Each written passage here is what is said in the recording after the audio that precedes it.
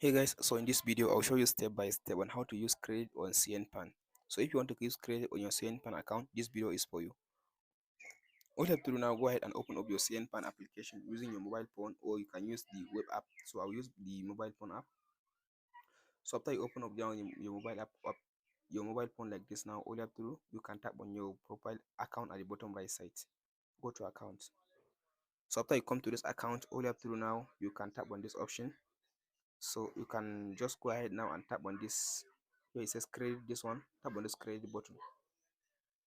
So if you have any credit, you'll be able now to see your credit balance in this option now. So after you see your credit balance, if you want to redeem the credit, all you have to do now, you can tap on this redeem product button.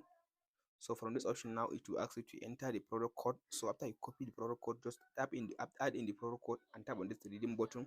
From there, if your credit is enough to buy the product, you'll be able to continue with the purchasing of the product. But if your credit is not like enough to get you the product, you'll be able now to like use your credit card, or you can use your payment method to complete the remaining payment of the product that you want to buy.